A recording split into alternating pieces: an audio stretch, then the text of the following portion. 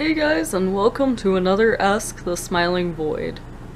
The first question today is, I was wondering how you would go about, well, being happy. I remember from your old videos you said something about happiness as a choice.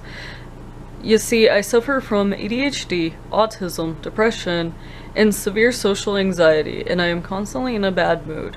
I'm tired of being sad and negative and feeling how I feel, but I don't really know how to be happy.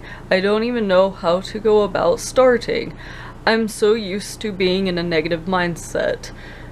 Got any advice that you're willing to share?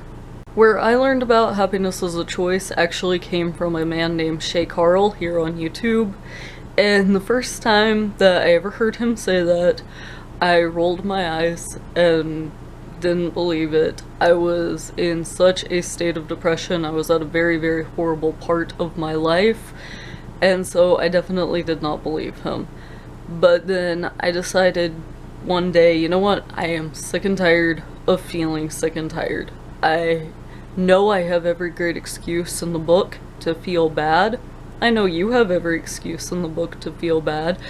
I definitely had every excuse in the book to feel bad as well, and yet I chose for myself that, okay, well, yes, I could sit in this state, but it doesn't feel good.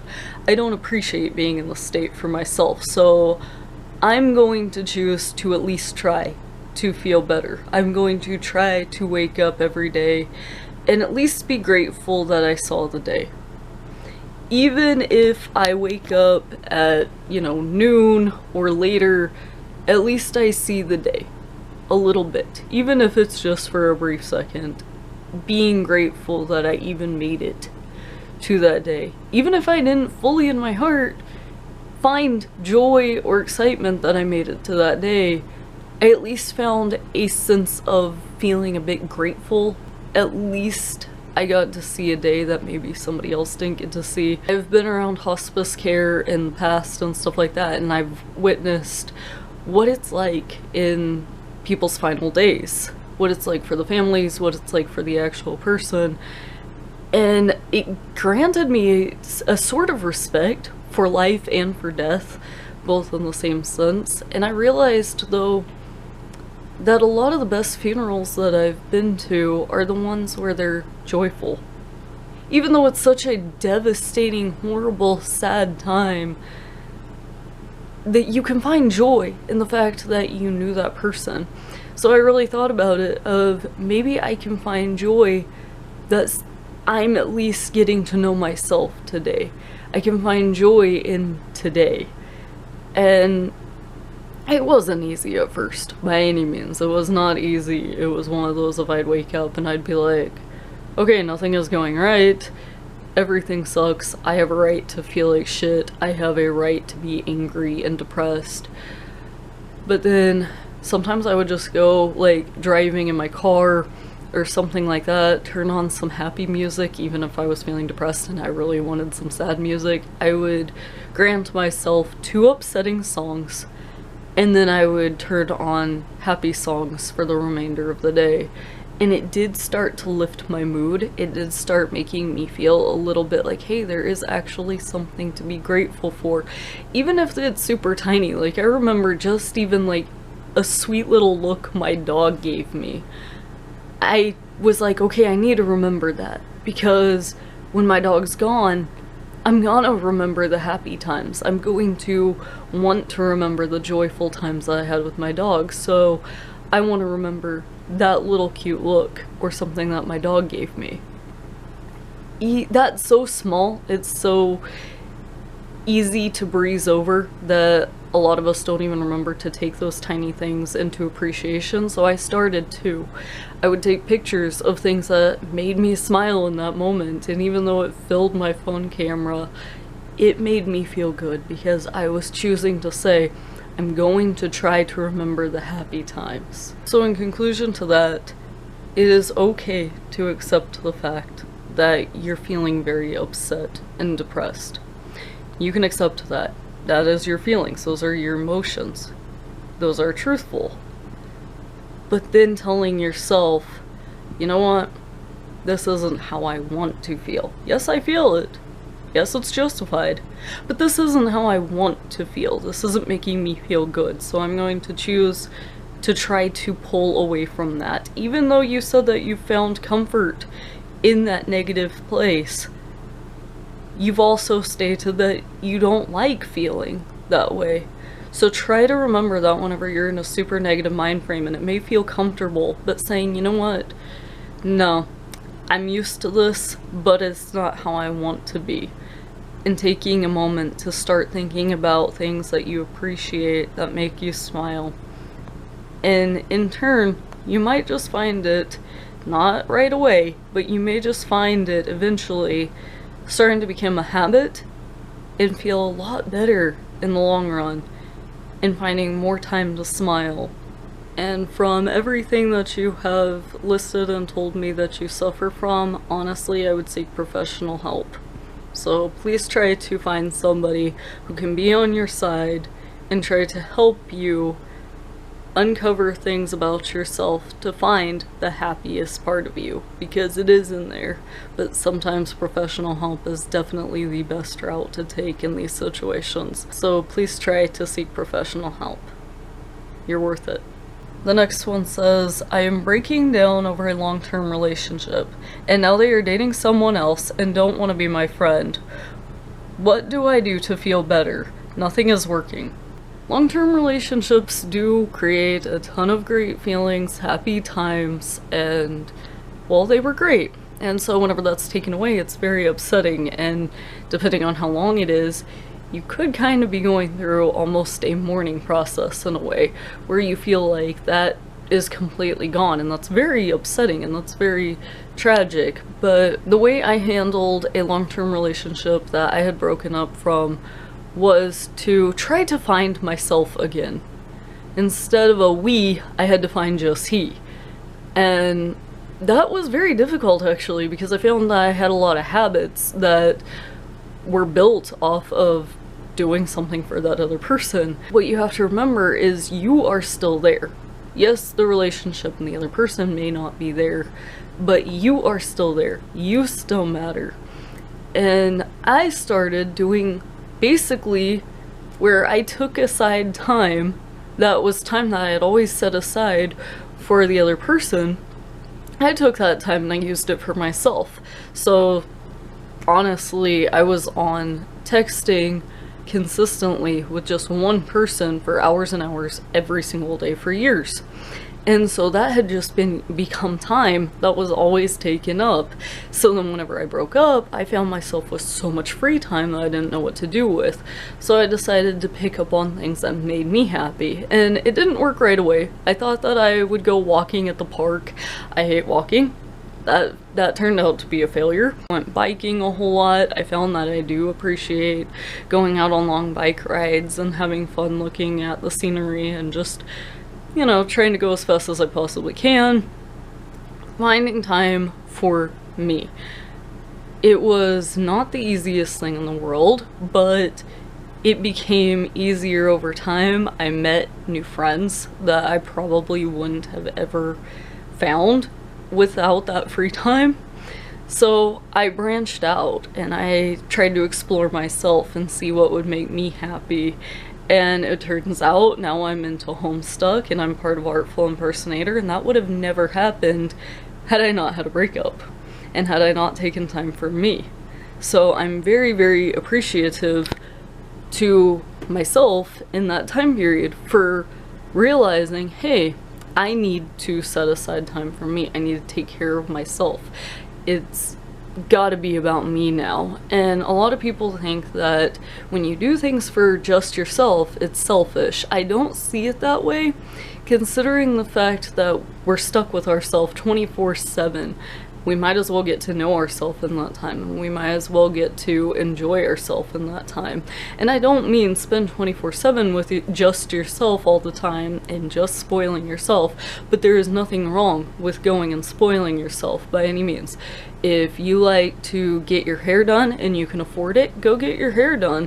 Feel good about yourself. If you enjoy things like sporting events, if you can afford it, get tickets. Take yourself out on a sporting date. If you enjoy fancy foods, try cooking yourself a very fancy dinner, even if it's just for you. Explore new recipes. That one was a fun one for me. I just was like, I want to try out different things. What can I cook? What can I make? And I didn't like do a whole, oh, I'm going to do this many recipes and these specific ones. I just did whatever came to my mind or whatever I found online that day that made me excited. Tried out anything. That's a great way to start. Also, I'm a tea fanatic, so I would try different teas, and it wasn't as lonely as I thought it would be. At first I was like, man, this is pretty lame. I'm all by myself. I have nobody to enjoy this stuff with. But I found a way of making it a lot of fun for just me, and realized that I don't necessarily need another person with me to enjoy a moment. I hope you can find a way to have fun with yourself and don't think it's the end of the world. I had a long-term relationship. At first I was like, oh my god, where do I go from here now that it's over? Stuff like that, but it's not the end of the world. I'm very grateful for where my life is now, and I hope that you will find some positivity. I hope you will find some self-love for yourself in this time period, and then you can find the right person who you can be a little more picky, because you'll know yourself and you'll know what you deserve, and you can be a little more picky on who you choose to date again. So I wish you the best of luck, and thank you for asking. The next question comes from my last advice video. Any advice on someone who is struggling with figuring out their sexuality?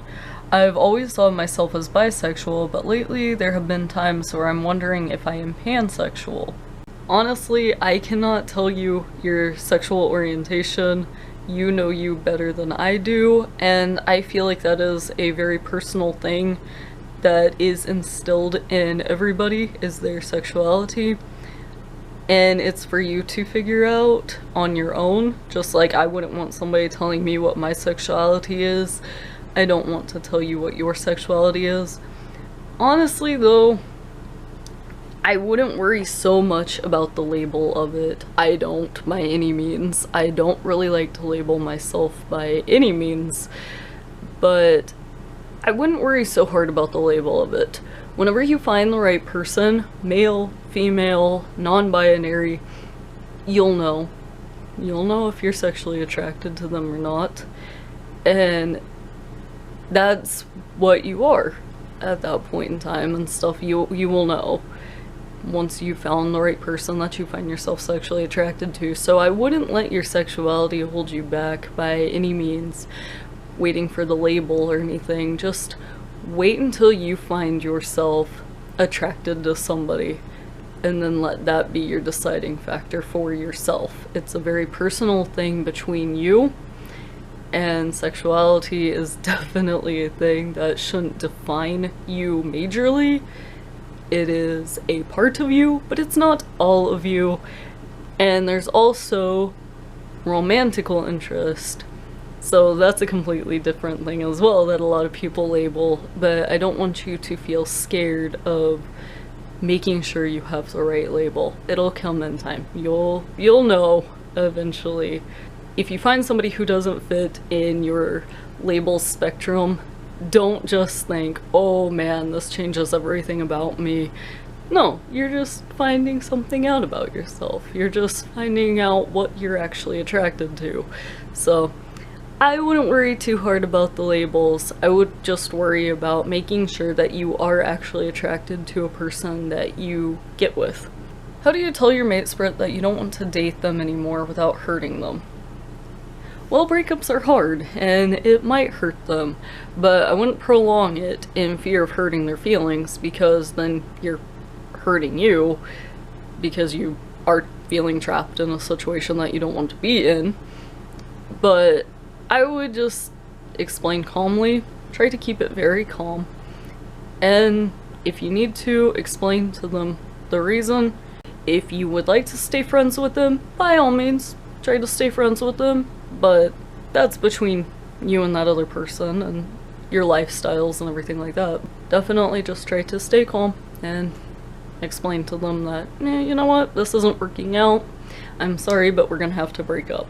And if they get upset, well, try to be the bigger person and just stay calm and refrained, and it'll end when it needs to end, but definitely don't keep yourself in it because you're scared of hurting somebody. Another one is, I don't see myself as female and I don't care for most girly things.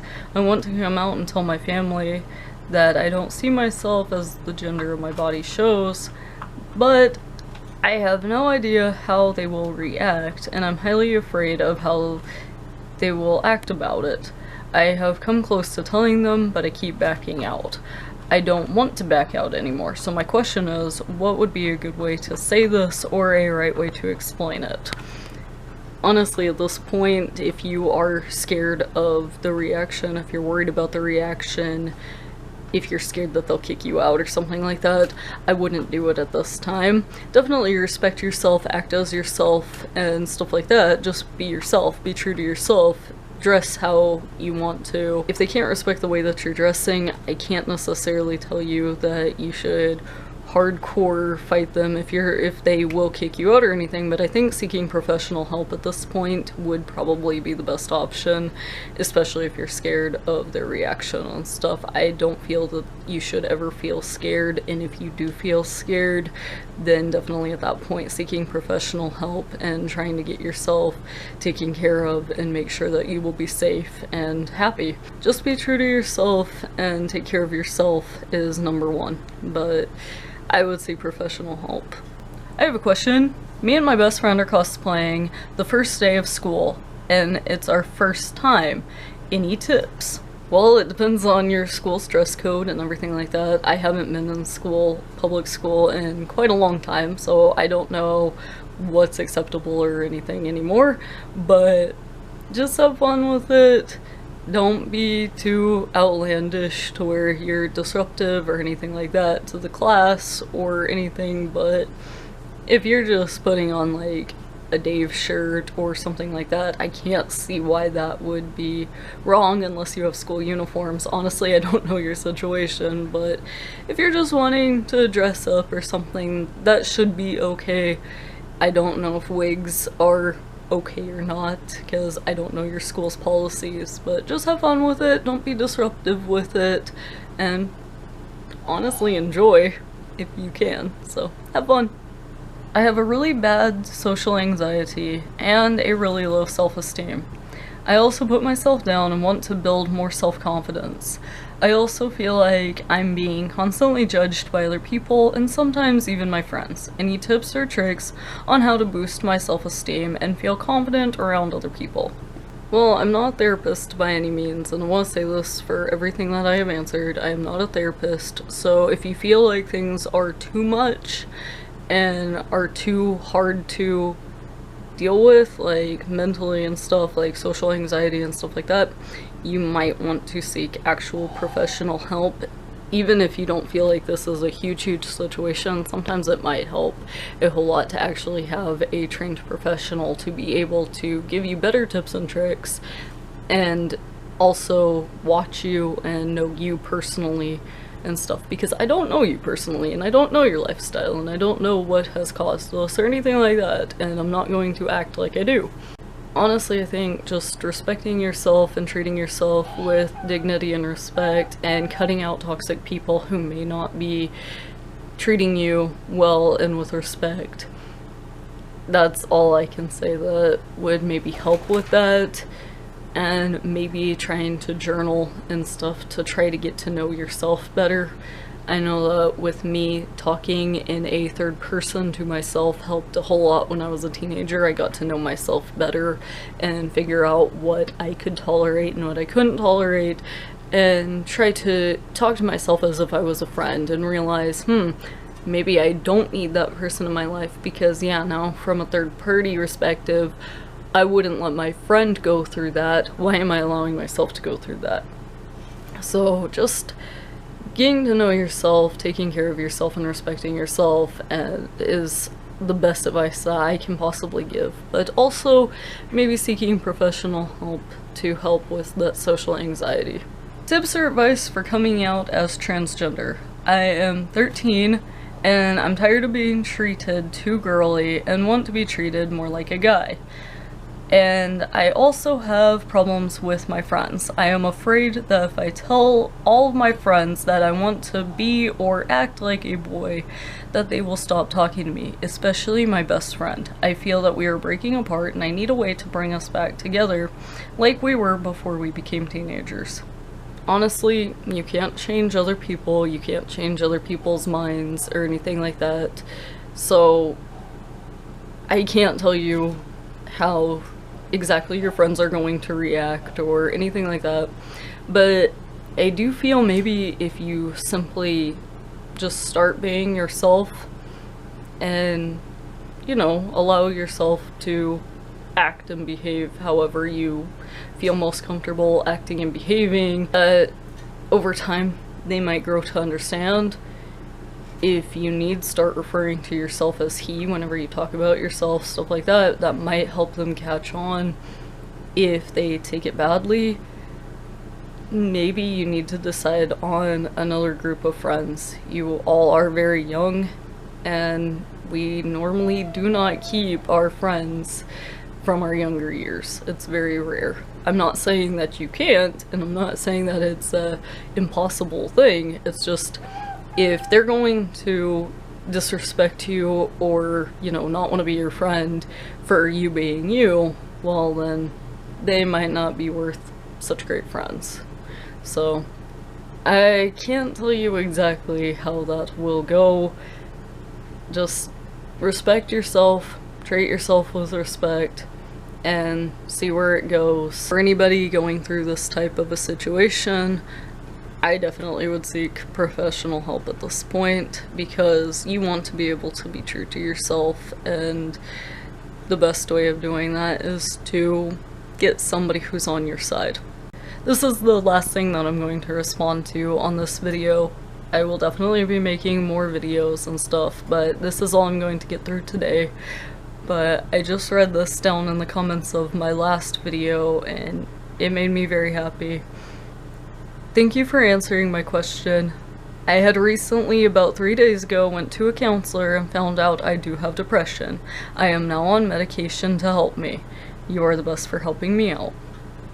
I am very, very, very glad to hear that your self-care is the most important thing for you. So I am glad that you found somebody who's on your side and is willing to help you out, and you can find a happier place in life.